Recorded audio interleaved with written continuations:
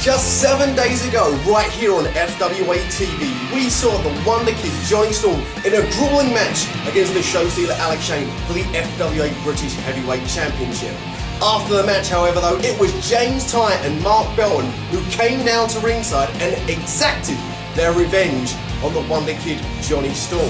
As they were doing this, though, who should come to Johnny's aid but the Phoenix, Jody Fleisch. As Jody cleared the ring, he laid down a challenge to Mark Belton. It was this: Belton, I will see you in the ring at Crunch 2005. That's right, folks, we are going to see the Phoenix back in the ring, back where he belongs, taking on 5-star Mark Belton.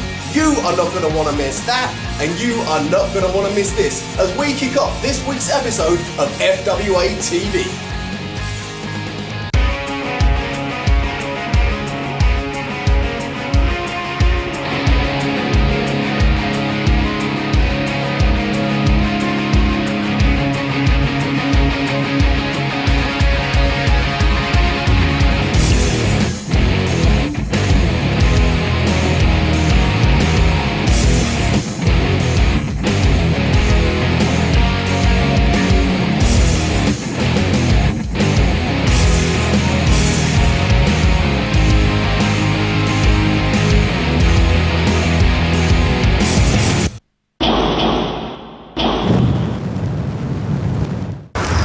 Which one? This one, check that one. This one, Check it. Definitely not that one. Not that one. Keep going. No. It's a lime, she's got to walk it. Are you sure? No. These big up. This one. Catch it. Right, come on. Right, you gotta go pull for it, right? Get the top out, run. Yeah, you ready? Go! It's not. Right, that is come not on. happening. You will happen, you muppet. Do you want to walk home? Be off, right, come on. Pull it! What are you doing now? Oh, right! Get out of here!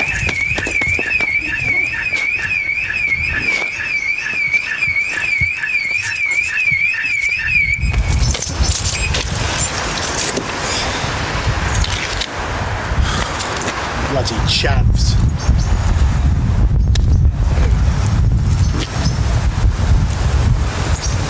Hello everybody and welcome to FWA TV. I'm your host Tony Giles, and this week we are set for a tag team special right here on FWA TV.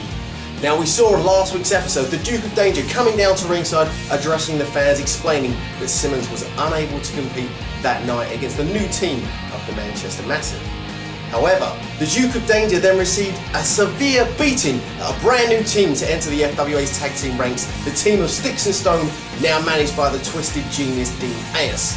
Now, as I've said, it was set to be Hampton Court taking on the Manchester Massive, but with the Duke and Simmons unable to compete, it left the Manchester Massive with no opponents. Or so we thought.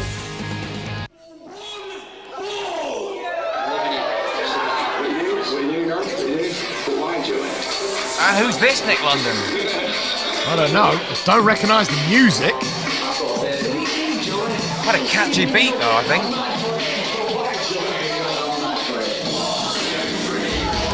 Hello, this must be the Manchester Massive, the team who are going to face Hampton Court.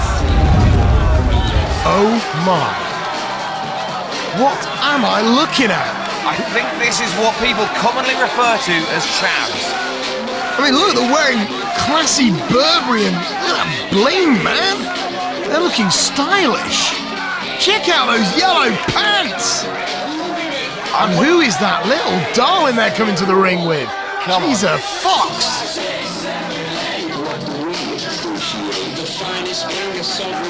I'm at a loss what to say. I'm at a loss. I've never seen anything like this in wrestling. Well, it's nice to know that the FWA is open to accept new cultures and classes. Come on. Also, come on, what? Burberry's a very expensive pattern, don't you know? I'm Declan O'Connor, and this is my brethren Louis Hayes, and we mean Dollar. You mean what? Manchester Massive. We come all the way down to this dirty, dingy venue to wrestle two shitholes that even show underwear. You know what I mean? And we don't chill. We don't care what you hate me. We're going nowhere, Jippos. Nowhere. So you send somebody out here right now. We are mad for it. What are we doing? Mad for it. They're mad for it, and they've opened up an open challenge here tonight for, I guess, any team in the FWA locker room who aren't scheduled to compete today. And, well, I recognise that theme. Who's it gonna be? Dean A.S. knew it. He's now got the contracts of that man, Martin Stone, and Sticks, collectively known as Sticks and Stones, and today they're here to break bones, I guess. Well, the Manchester Massive making their debut here tonight as a tag team, as I should say, are Sticks and Stones. Fans not quite sure how to respond to the Massive. Well, they want the Massive to die at the hands of Stones and Sticks. Well, they're a pair of uncouth individuals with potty mouths, in my opinion. Hey man, have you ever bought a Burberry top before? Do you have any idea how much it costs? I've got the first idea. You go to a Burberry store and ask. Burberry scarf these days are for about £300. I haven't got the first idea how much they cost yet. I mean, look, their hat matches their top and it's so cute. You're not going to get points for colour coordination. You wouldn't know. I don't think that's ever a problem with Burberry. You've never been, do you know what I mean? But anyway, Sticks and Stones, I am excited to watch this. I mean, I actually used to train with Sticks one time. He had so much potential. I've only recently met Martin Stone as he came to the FWA within the last year. Both men are such lovely people backstage. Well, it's a different story when they come out of the curtain. And did you see that? Declan O'Connor scooted out of the ring and graciously allowed his partner, Joey Hayes, to start the matchup. Well, yeah, I mean, he wants to be like the second wave coming into this. And Deck and Joey are ready for... Oh, and Stone's got him! Stone's using his vast power and weight advantage, just merely mauling the Burberry Warriors here tonight. Well, finally we've got an official out. It's a regular contest, I suppose. They're going to let it go. Well, Mike Bishop is out here to officiate this contest. Hey, where's Joey going? Declan, that is on the outside, actually. Nick Declan there. Looks like he's going around to incur the wrath of Dean Ayers, I believe. You don't want to incur the wrath of Dean Ayers because he'll set Sticks and Stones on you. Sticks and Stones double teaming Joey Hayes mercilessly. You know, it's such interesting watching this match, such clashes of style almost. You've got the gracefulness of the Manchester Massive and the raw, unadulterated power of Sticks and Stones. Oh, that's gonna leave a mark. Oh, look at that bad boy maneuver. Incredible there. Joey Hayes has taken so much punishment, and I don't think they've got a move in so far. This is the first we've seen of the Manchester Massive, and so far, highly ineffective. Here's the cover. It's all no. Did you see that? Sticks picked him up after two. They want to have more fun. Well, no, I think the Manchester Massive, you know, they might have just pushed out, you know, pulled out, you know. I reckon they're going to be able to do this. I reckon they can. Don't be ridiculous. Dean Ayers there, poking his oar in where it's not welcome. I honestly think their Lambrini-fueled hearts will be able to overcome the obstacle that Sticks and Stones bring to this contest. Spinebuster by Stones. Then again, I just love Sticks and Stones so much. They're so horrible in there. Oh! Did you see that big powerbomb there from Stone? Sticks had disposed of Declan O'Connor on the outside. O'Connor yet to enter the ring. The referee really needs to get in control of this matchup. Well, it looks like they're going for some sort of double team maneuver. I mean, they're in there together. What is this? Oh my Lord, Jonathan! I've never seen anything like it. That's it. That's 1, 2, 3. Declan O'Connor didn't even enter the matchup. And that was over in record time. Well, I think this is the problem. I mean, Deck and Joey did a big mistake. The Manchester Massive came out and called out a random team, and they got a team. Oh, and look at that, AS placing his business card, his calling card in the hands of Joey Hayes. Hey, why not? Make money on the side, but Why call out a team? You know, they had no research into this at all. You had no idea what they bring into the offense. And they brought that sickening DDT. Well, a DDT-like manoeuvre, no name as of yet for that move. We'll endeavour to find out for next time. The Sticks and Stones and the Twisted Genius showing that they are going to be a force to be reckoned with in the tag team scene here in the FWA. You know, I think it's great. Dean A.S. may have lost Birchall, but look who he's acquired to join his cause. Well, he always lands on his feet somehow. Not a great start for the career of the Manchester Massive. Massif. Massive, maybe. They were demolished in, I would say, under 2 minutes. But can you feel the love for the Manchester Massif? They came here today, and yeah, they lost the match, but they brought their own style of wrestling in it. They've got a certain cult appeal, I'll grant you.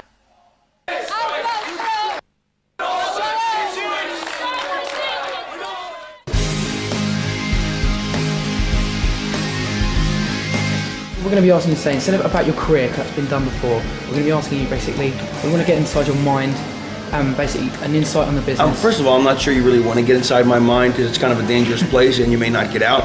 But be that as it may, we'll continue and try anyway. Okay, thank you very much.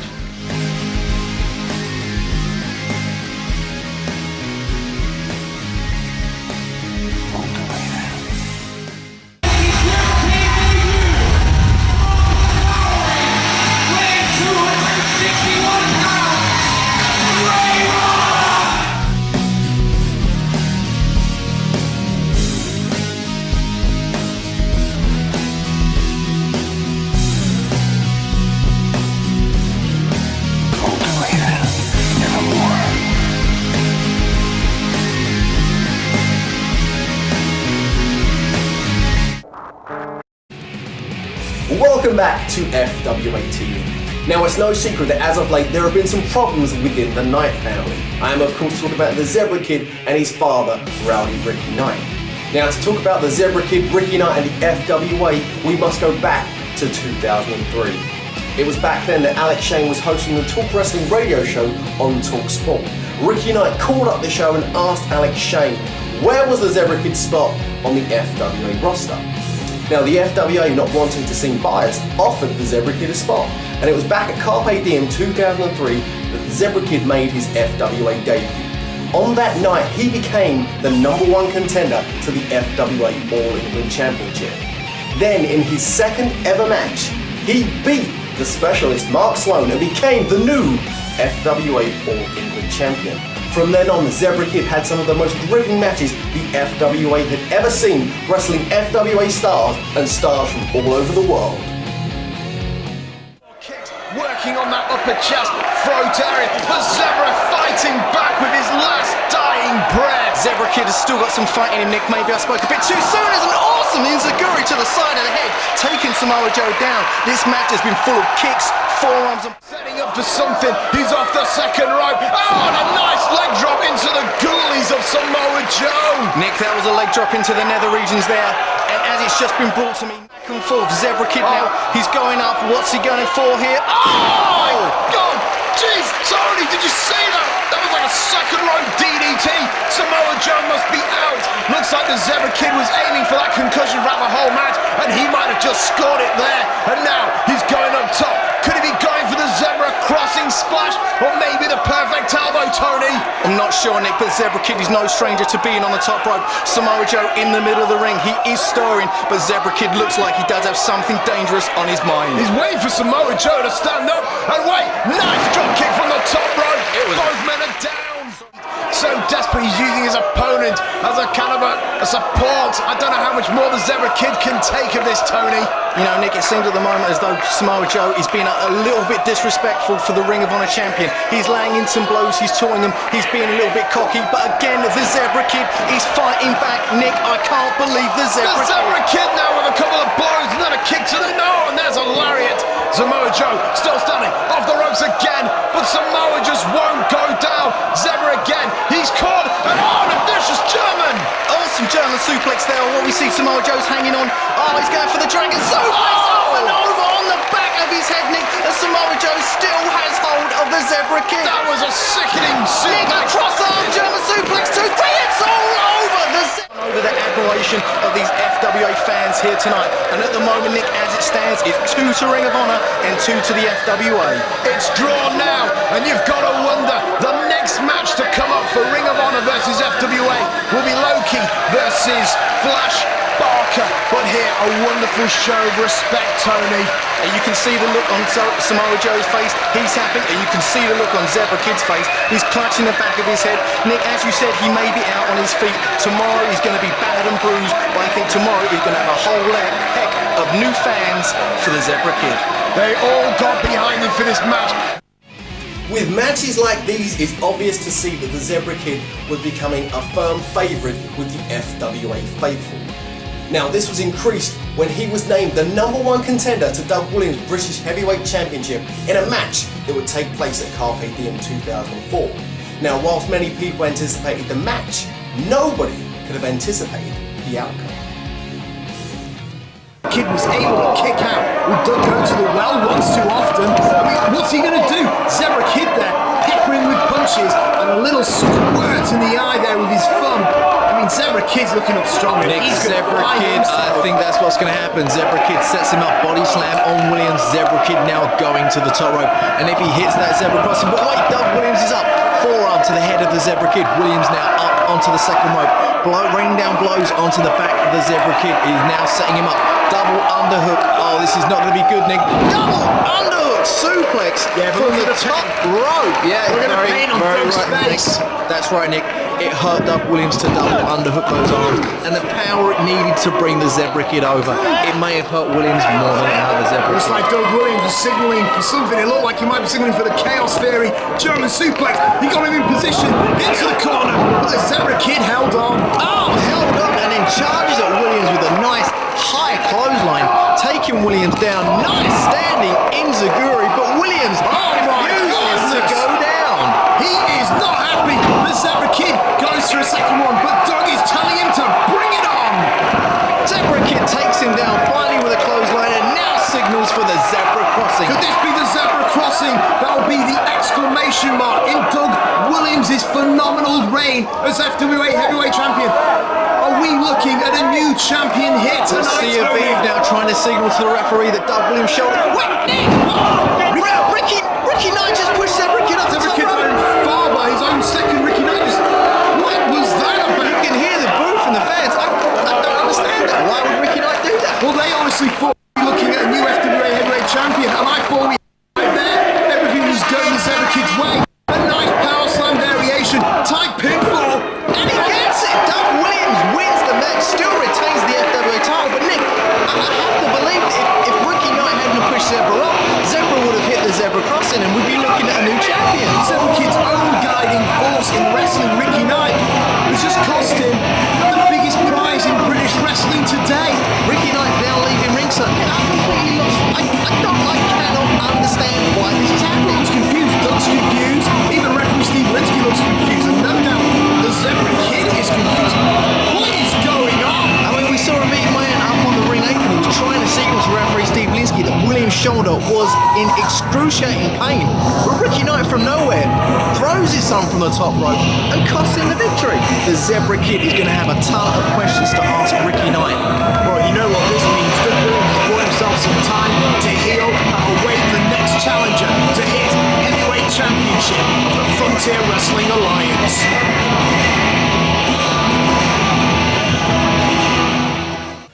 In one fell swoop, Ricky Knight had cost his son, the Zebra Kid, the chance of being the FWA British Heavyweight Champion, and thus had destroyed the relationship between father and son. This then led to the first ever father versus son match to be held at Vendetta 2004. The conclusion of this match showed the entire world just how far Ricky Knight was willing to go to teach his son a lesson.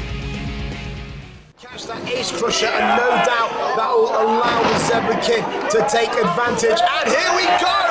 Zebra crossing time, Tony. If he can nail this elbow, you've got to believe that Zebra Kid's going to win. Definitely Nick. Zebra Kid perched higher on the ring, goes, hits it perfectly. He caught Ricky Knight. He caught Ricky Knight. Good. And that's the pinfall that's good. No! Oh my goodness. I don't believe it. Ricky Knight crossing the move that has put away the Zebra Kid come into contact with. was the manoeuvre that got him the All England Championship in the first place. And Ricky Knight, obviously tough and grisly like a wild Nick, we see the younger brother Zach and we see the son jump in the ring. That he doesn't want to see this between his own family members. And Nick, quite frankly, I can't blame him. Well, the poor kid must be absolutely torn. You know, his bigger brother and his dad are just bullying each other. I think he's trying to reason with both of them, saying, you know, it's gone too far. We don't need this in the family. I mean, he's obviously praying for some sort of Knight family Oh no, there you go. Let him know where he stands in all of this. And FWA, the kid got swatted. Ricky Knight manoeuvred his own son there. Ricky Knight. No! One, pinfall. Nick, I don't believe it. Well, you know, I am a condoner of dirty, cheap tactics. But the fact of the matter is, we just saw young Zack get blasted with the super kick from the Zebra Kid, and we know how hard he can nail that bad boy. Inadvertently, Zebra Kid took out his younger brother by no means on purpose. Just as this feud was set to explode at British Uprising 3, disaster struck the Knight family when the Zebra Kid was arrested for drink driving and incarcerated for a 6-month period. However, on next week's episode of FWA TV, we will see special highlights of the Zebra Kid's return to the FWA when he takes on US strong style sensation Chris Hero, who will be making his FWA debut. However, to make things even more interesting, Ricky Knight has requested that he be seated at ringside.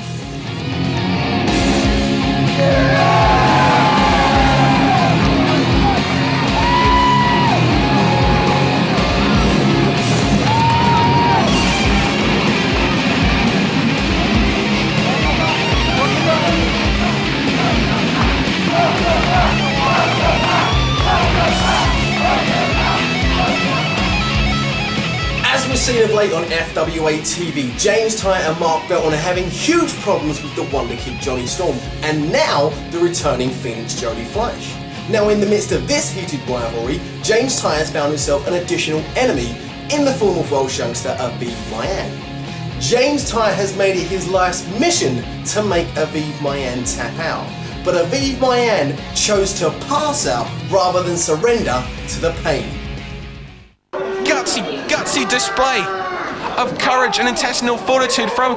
Oh! What the hell was that? There were a press slam into a neck breaker and there it is. I think I hear something. I hear a little noise. I think it's Welsh for I quit. I quit. No, he's out.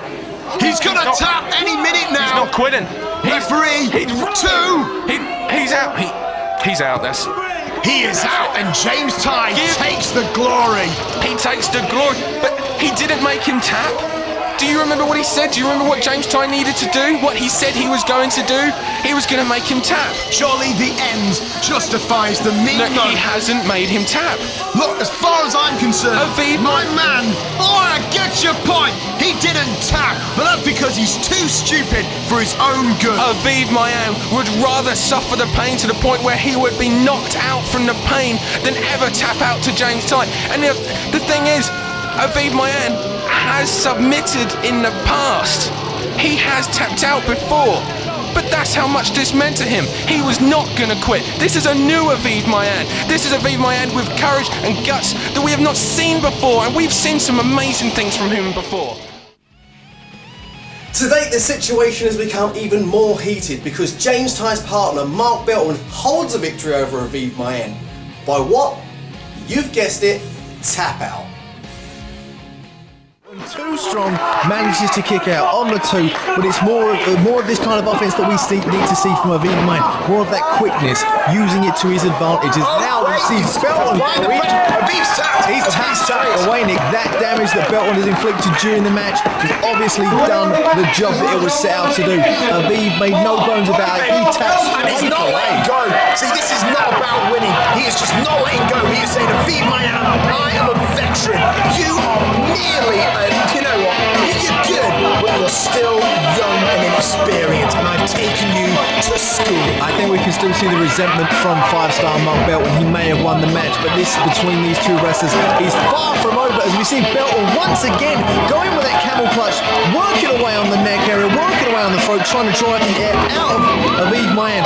Nick, it's not over between these two by a long shot. Going into this contest, James Ty has vowed to make Yves Mayan tap out. So without further ado, folks, let's go down to ringside. Please welcome first the team comprising of James Ty and 5-star Mark Belton. Well, coming to the ring right now is 5-star Mark Belton and James Ty, two men whose pure hatred for the putrid Johnny Storm has brought them together to form one very cohesive unit. But they're not here tonight to sort out problems with Johnny Storm. No. They are here to sort out other business. As of late, James Ty has had issues with Ross Jordan, Spud, and Yves Mayan. And therefore tonight, James Ty has got his buddy 5-star Mark Belton to take on Ross Jordan and Yves Mayan in tag team action. Nick London, you might just be right. On a personal level, James Ty and Mark 5-star Belton haven't always seen eye to eye. In fact, they might just be wrestling's answer to the original Odd Couple. When it comes to getting things done in the ring, they can certainly get the job done, and tonight they'll be looking to score a victory over Yves Mayan and Ross Jordan. Now let's also remember some history going into this match. James Ty has been able to make Ross Jordan and Spud tap out to the dreaded Texas Cloverleaf, but he can't make Yves tap.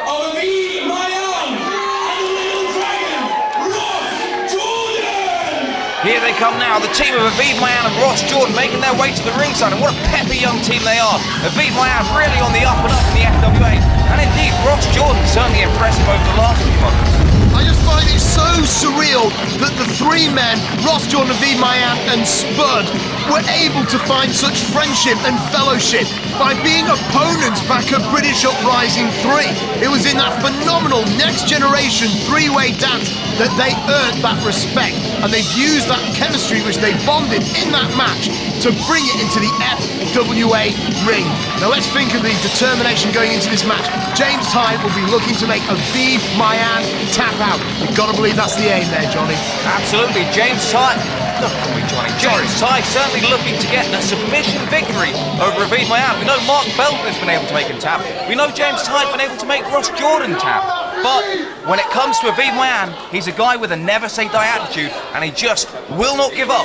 He won't give James Ty the satisfaction. Thing is, it's stupid. He refuses to quit, and it is stupid. And I'm not just saying that because I'm biased, though I am sometimes. Fact of the matter is, if you don't quit from the Texas Cloverleaf, the injury that you could sustain will keep you out of wrestling for a long time. Oh, I've said it once, I'll say it again, Nick London. Sometimes you're right, it might be best just to give up, to live to wrestle another day. But Yves Mayan, so much heart, so much determination. He really is desperate to make a big name for himself in the FWA. And by defeating James Ty, that's one way to go around it. Can you just smell the tension between these two? Fans here certainly getting behind the young Yves Mayan, who takes James Ty to the mat immediately, tying him up in knots. Well, let's keep in mind, ladies and gentlemen, both men were trained at the FWA Academy based in Portsmouth, so both will know each other very well since they've had similar training structures. Oh, make no mistake about it, these guys know each other inside out. In fact, James Ty gave Yves Mayan a lot of the training that he had himself. Nonetheless, Yves Mayan on top in the early goings of this contest. In many ways, James Ty's greatest strength is his greatest weakness here. But look at that awesome tag teaming right there, allowing him to get the bottom rope closer to James Ty. Well, you know, I don't agree with that necessarily, Nick London, but take a look at this. James Ty taken a little bit off guard, I think, by the fire that Yves Mayan has shown in the early goings here. Well, after all, sometimes Yves just brings a high-flying game, but today he's bringing a technical game, and that is usually James Ty forte. Is it wise going head on with James Ty's technical ability? Well, that's a great point, Nick. Yves Mayan, as we know, is a fantastically well-accomplished high flyer, but I would say that he is perhaps the total package, and I think tonight we're going to see a side of Yves Mayan that we don't always see here. in the FWA. Well, you got to believe that whilst James Ty will be looking for either the Titanic or more likely that Texas Cloverleaf, Aviv Mayan, you've got to watch out for the Red Dragon Arana. Aviv Mayan, they're rolling out of that knuckle lock and reversing it. James Ty now in a bit of pain. He's going to be looking for a way out of this hold. Oh, yeah, I found the reversal right there, and that's Aviv Mayan. Whoa! Aviv Mayan with a big Hurricane Rana goes for the cover. Ty flips him over. The action slows down momentarily. Ty back up, flips Aviv Mayan down and lands hard. Both men just so agile, and they showed it right there. Ty the first to his feet there, but Aviv Mayan whips him off the ropes, flips him over. Aviv with a kip up, and James Ty struggles to get back up.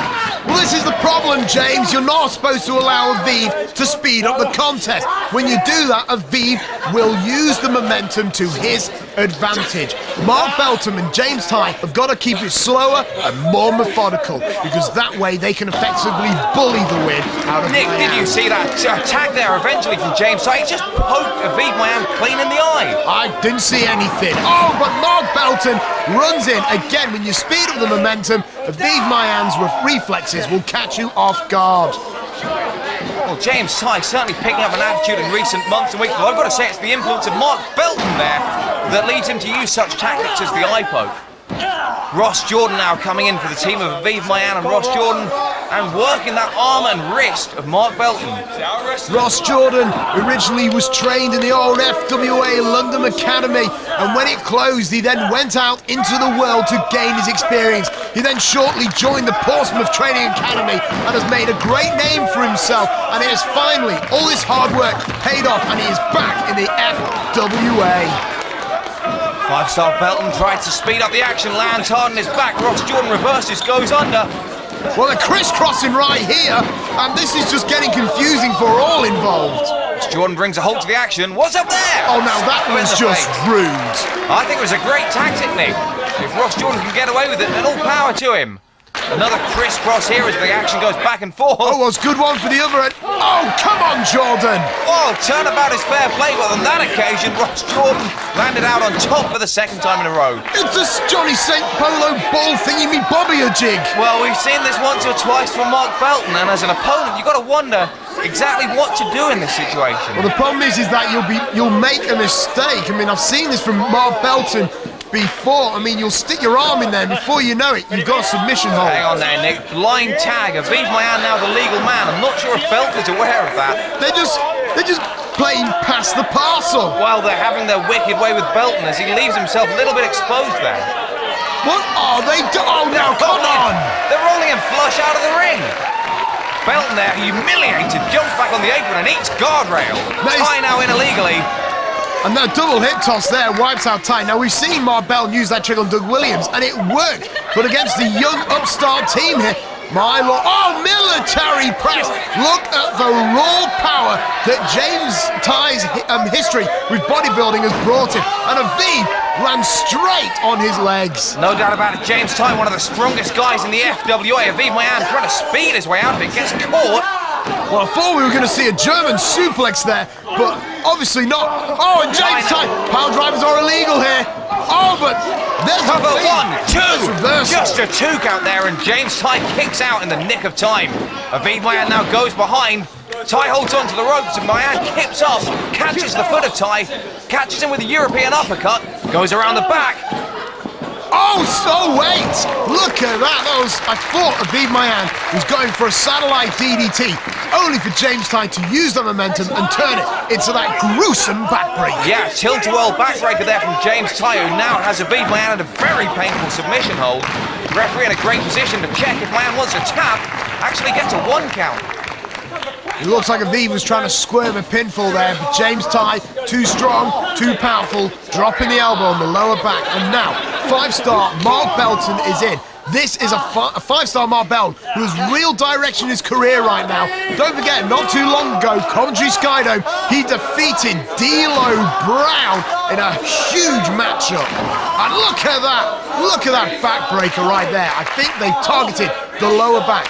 The technique is here. Work on the lower back and then get the Texas cloverleaf on him. Well, Nick, I've got to agree with you. Mark Belton has got all the tools to go a long way in this business. The only thing holding him back, in my opinion, is his attitude, which at the moment in time stinks. But if he can get that sorted out, then he should really go all the way to the top.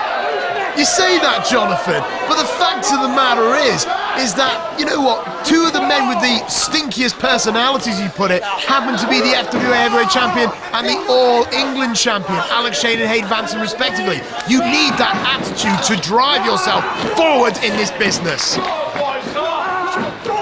Belton gets caught by Aviv Mayan coming into the corner. Mayan now on the middle rope.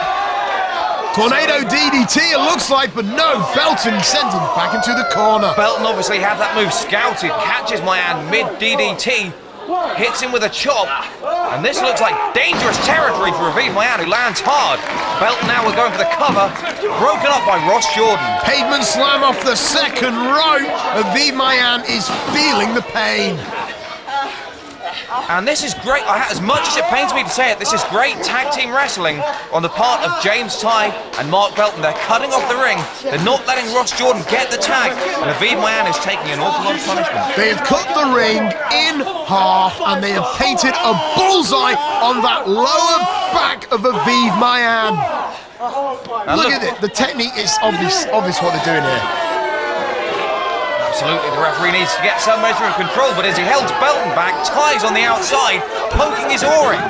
Oh, now that is awesome cheating right there. You have to appreciate their underhandedness. A yellow card to Mark Belton. Come on, man. Well, the referee there finally giving a yellow card to Mark Belton. It's a good call. Might be too little too late though. If the damage has been done to Aviv Mayan, the match might be over for him.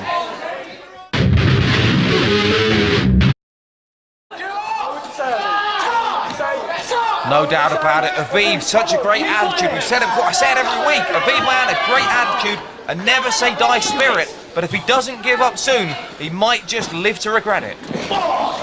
Ty now with the uppercut, forcing Aviv Mayan into the corner. Whips him off into the opposite corner. James follows through. Aviv thought he had it, but no.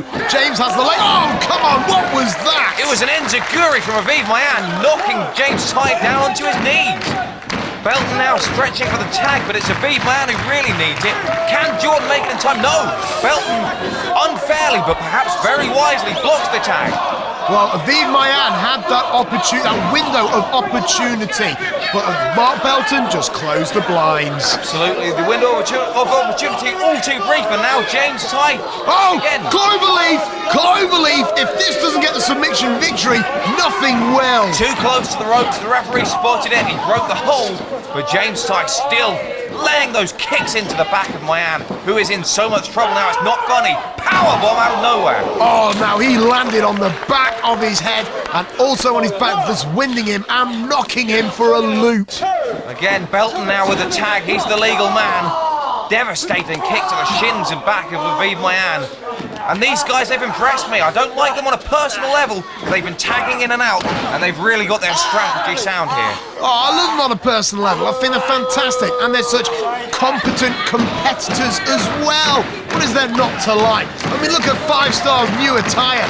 It's just sassy.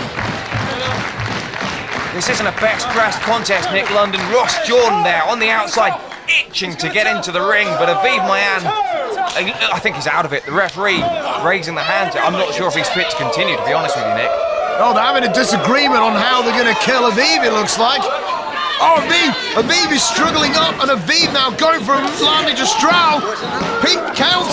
Big cover there, just gets the 2. I don't know if he was playing possum or if that was a last gasp effort from Aviv Mayan. Nonetheless, James Ty with a wheelbarrow. Oh my goodness, that was the most sickening Thai fighter I have ever seen in James Ty's career. And again, doesn't let Aviv Mayan have a chance even to absorb the move. Lays the knees into the spine, gets the quick tag to Belton, who follows up with a kick of his own. I'm still flabbergasted at that gruesome Thai fighter. Aviv was really getting some momentum there, but one double underhook bomb later, and again he's back to square one. Mark Belton and James Ty are picking him apart. No doubt about it, it was an absolutely devastating manoeuvre, and now Mark Belton really just having some fun with Aviv Mayan. Somehow manages to block it with a big shoulder, But Belton's ready from the second time. Aviv flips over, catches him with a kick to the midsection, goes for it, the tornado! It's the Vavavoom DDT, and Mark Belton is out of there. Vavavoom indeed, but that has taken as much out of Aviv Mayan as it has out of Belton. Both guys got to be looking for the tag. Aviv Mayan must tag in the Little Dragon. Oh, no.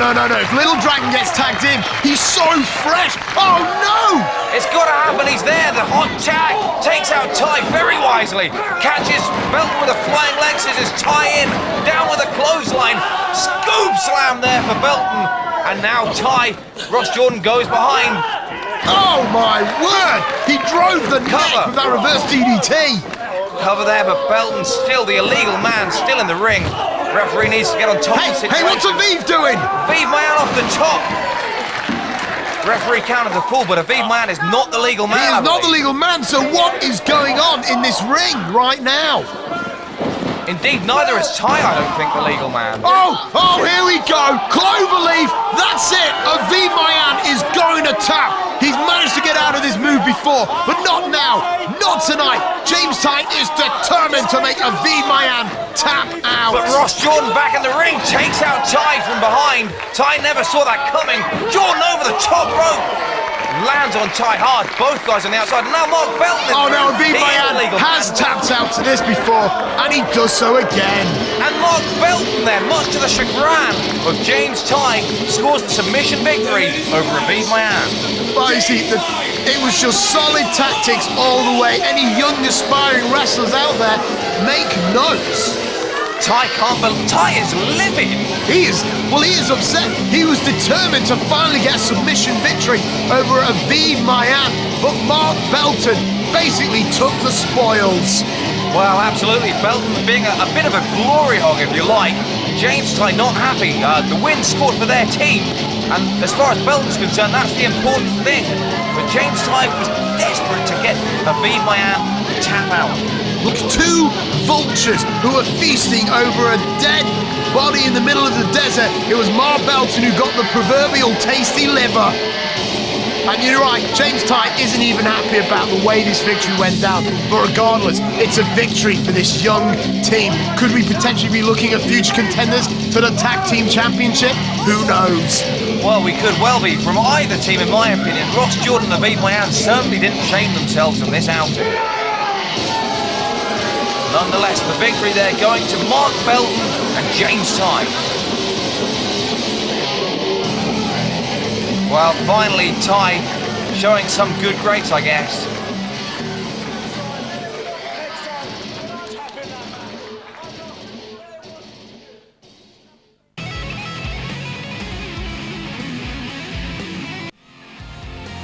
As I said earlier, folks, on next week's episode of FWA TV, we will see those special highlights of the Zebra Kid taking on Chris Hero, as well as the FWA television debut of Northeastern high-flying sensation Stevie Lynn.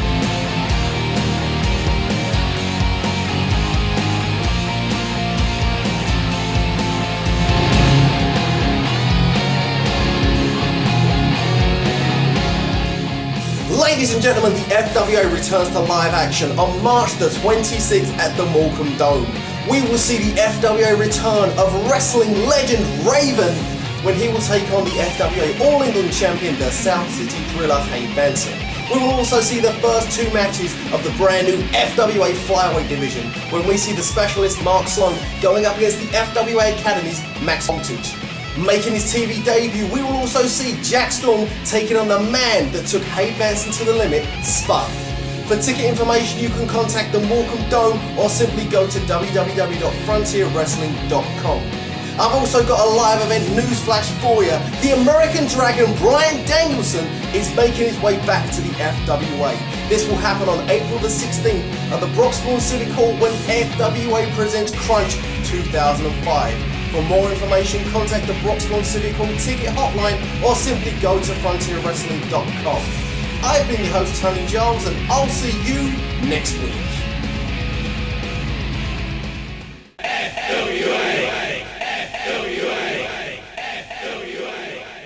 Now,